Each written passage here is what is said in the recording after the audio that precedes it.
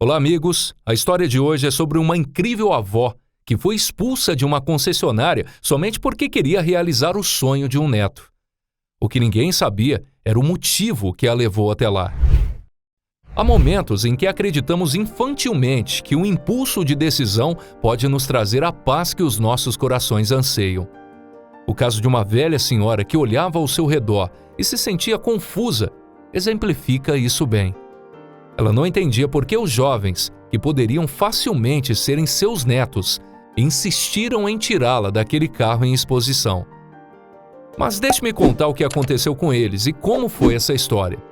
Naquele dia, eles não respeitaram a senhora, dizendo coisas como: "Ei, vovó, já pedimos para você sair do carro." A senhora, que estava sendo retirada do veículo, respondeu algo como: "Eu não sou surda. Se eu os ignorei, é porque eu tenho um motivo. Vocês não acham?" Os dois jovens que tinham se encarregado de tirar a vovó do carro a soltaram sem machucá-la.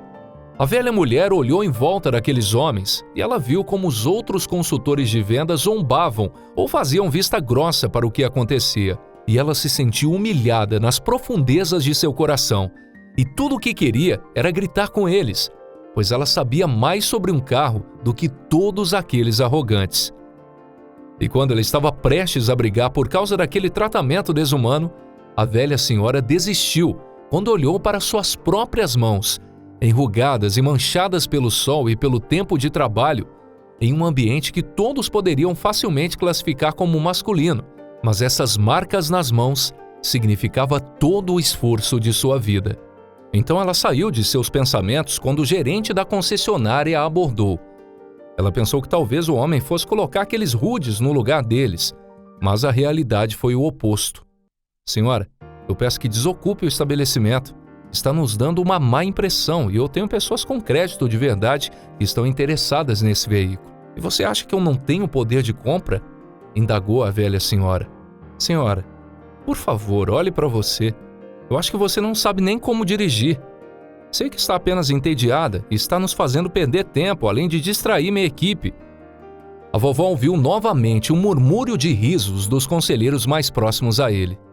Ela também viu como um deles estava até mesmo a filmando com o seu telefone. Com uma indignação latente à beira de explodir, ela decidiu deixar a concessionária com a decisão de não entrar nela novamente. Ela saiu com um passo firme, mas lento, e todos presumiam que sua lentidão era por causa de sua idade. Ela estava tão chateada que nem percebeu que estava deixando sua bolsa para trás. Uma garota que estava filmando assistiu enquanto ela partia.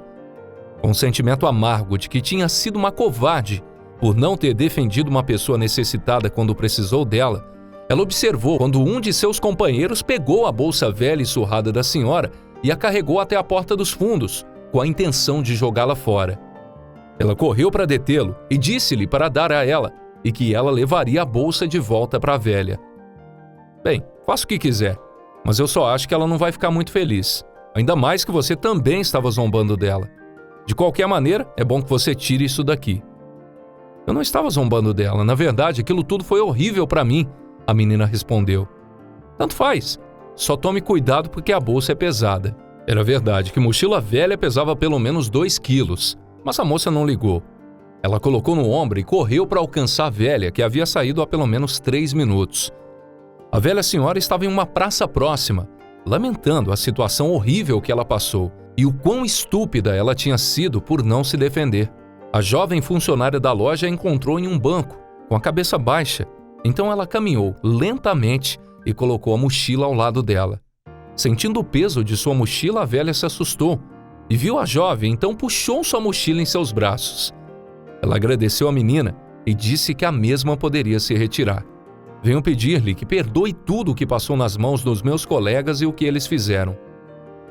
A senhora encarou e respondeu: "Em vez disso, você deveria pedir desculpas por si mesmo. Eu vi que você estava me gravando. Você queria o vídeo para rir mais tarde em sua casa." "Não, vovó. Você está enganada. Eu gravei aquilo como prova. Aquilo foi desrespeitoso para mim. Odiei o jeito como eles trataram você e eu gostaria de denunciar aquele tratamento horrível com o meu vídeo. Moça, eu não nasci ontem. Eu conheço os jovens muito bem. Eles estragam tudo e depois querem pedir desculpas e agir como se nada tivesse acontecido. E foi exatamente por uma criança como você que eu acabei de ir àquela concessionária horrível hoje. O que você quer dizer com isso, senhora?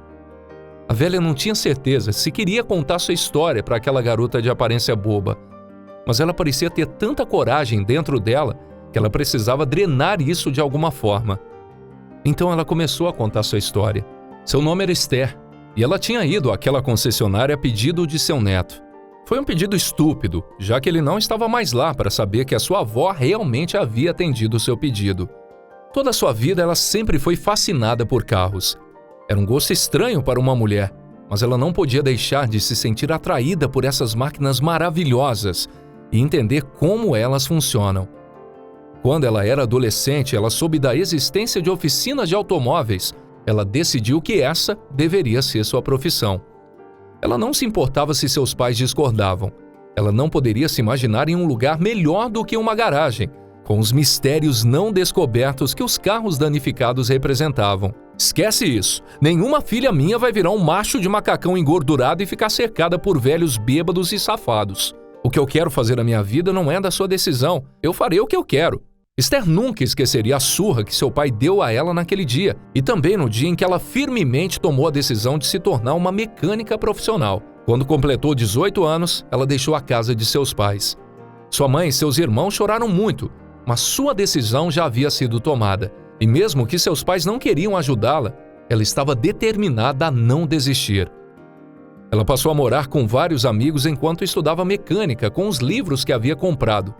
E bem, ela queria encontrar uma oficina mecânica para trabalhar. Porém, ela percebeu que não era apenas o pai dela que pensava que mecânica de automóveis era apenas para homens. Nenhuma oficina mecânica na cidade queria contratá-la como aprendiz. Você é uma jovem muito bonita. Esse trabalho sujo não é para você. Por que não tenta um cargo de secretária? Esther ficou totalmente frustrada e indignada. Finalmente, em uma tarde, enquanto folheava o jornal, viu um anúncio que chamou sua atenção de maneira poderosa. Era um anúncio de uma corrida de carros a ser realizada em uma das avenidas mais longas da cidade. Ela disse a si mesma que onde houvesse carros, haveria uma equipe mecânica e haveria sua oportunidade.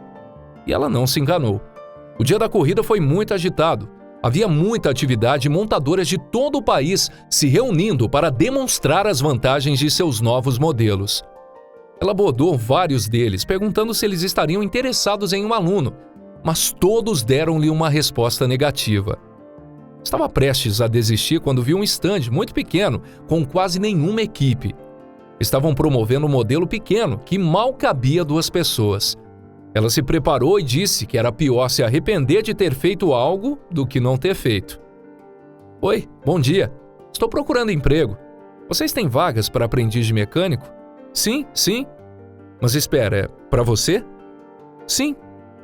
Esther podia sentir o preconceito no olhar dos meninos ao redor, mas relaxou ao ouvir o seguinte: se você não se importa com o nosso salário, o cargo é seu. Esther não conseguia acreditar. Ela estava fora de si de felicidade.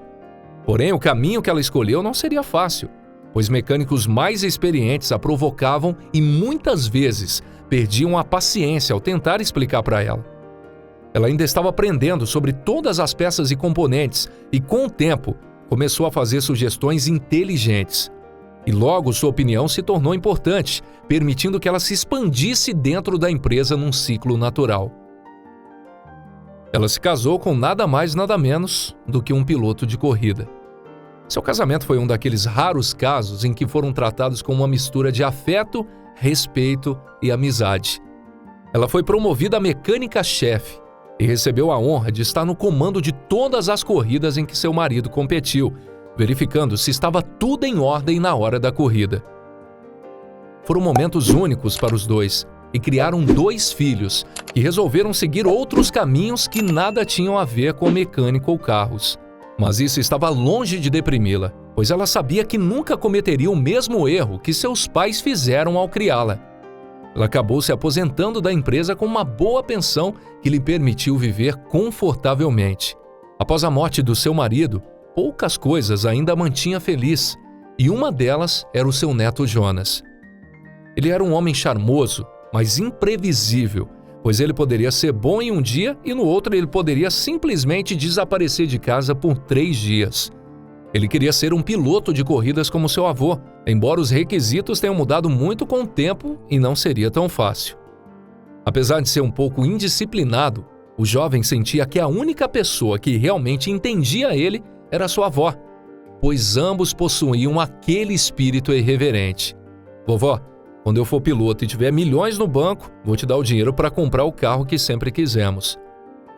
Incrivelmente, embora Esther amasse carros que ela não possuía, ela não trocou o antigo modelo da família por muitos anos. Eu não preciso de um conversível extravagante, meu filho. Com você sendo meu copiloto, fico contente. Não diga isso, vovó, porque quem vai ser o copiloto é a senhora. A avó e neto compartilhavam suas travessuras e ria de piadas que só eles entendiam. Mas Jonas não era totalmente honesto com ninguém e guardava muitos segredos. Até que um dia, o destino finalmente o alcançou, devastando sua família. Esther estava na cama assistindo a um filme no sofá naquela noite, quando de repente ela recebeu um telefonema de seu filho perguntando se ela sabia onde Jonas estava. Eu não sei, filho, mas não se preocupe, ele vai aparecer como sempre. Sim, eu sei, mas isso me preocupa porque o capacete dele também não está aqui. Não se preocupe, o menino é esperto, ele não terá problemas. Por não poder sair, na manhã seguinte ela ligou para o filho para saber se Jonas já havia aparecido. Mas então sua nora respondeu com uma voz rouca e em lágrimas. Oh, Senhor, esse garoto! Nós estamos no hospital. Jonas sofreu um acidente de carro em uma corrida de rua. Esther ficou tão sem palavras com o choque que ela chamou um táxi e correu para o hospital. E correu para o hospital com medo do que poderia ter acontecido.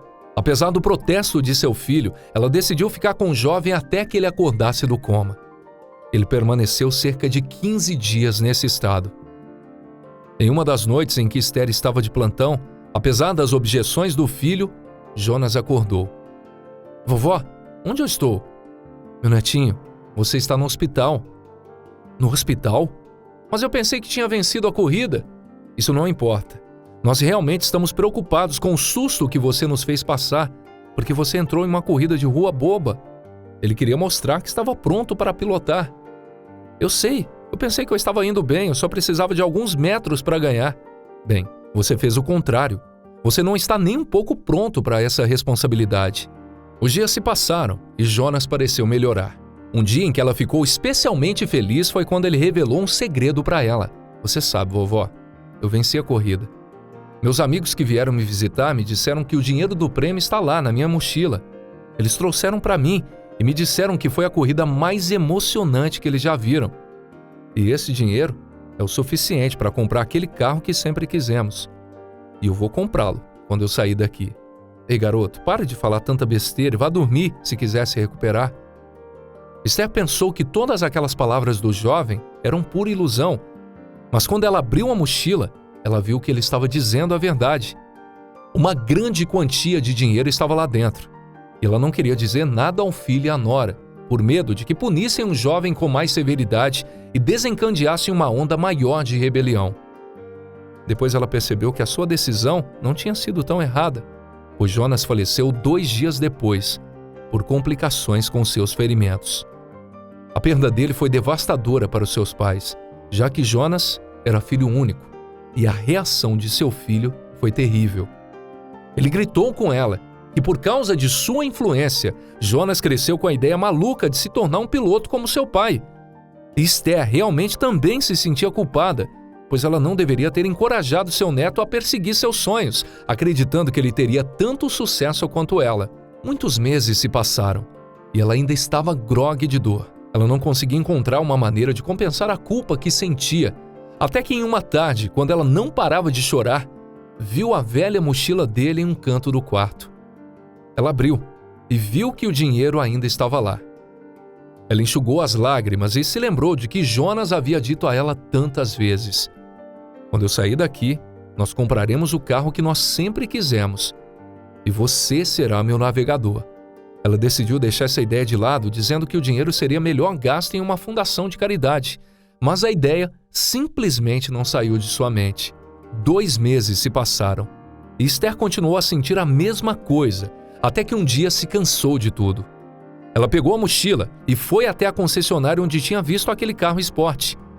O que ela não percebeu é que quando entrou, estava vestida com suas roupas velhas e que ela estava desgrenhada e não tomava banho desde a noite anterior.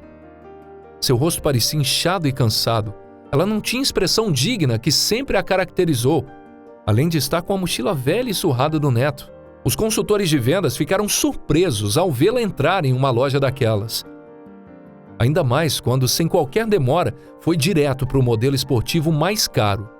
E quando abriu a porta para entrar, foi barrada por um homem que fechou a porta, bloqueando seu caminho. Desculpe, vó, isso não é um parque de diversões, é uma concessionária de automóveis.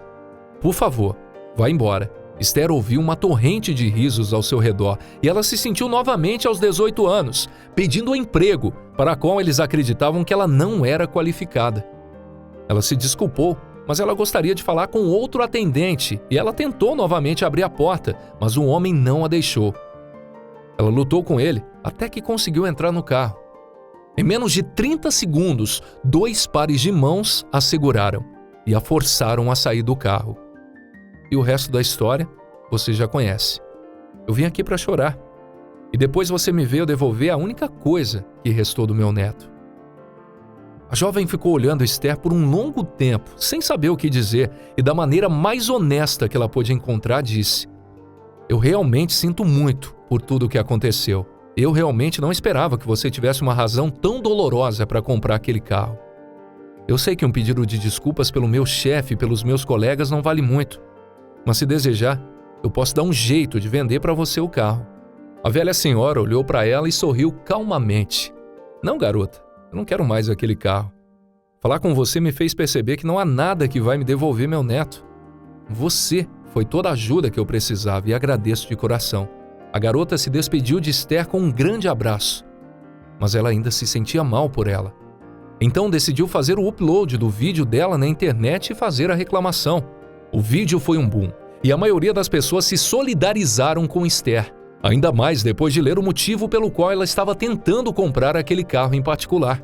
Para o gerente da concessionária era uma verdadeira dor de cabeça, pois as pessoas não paravam de falar sobre isso, e muitos negócios foram cancelados por causa daquele vídeo.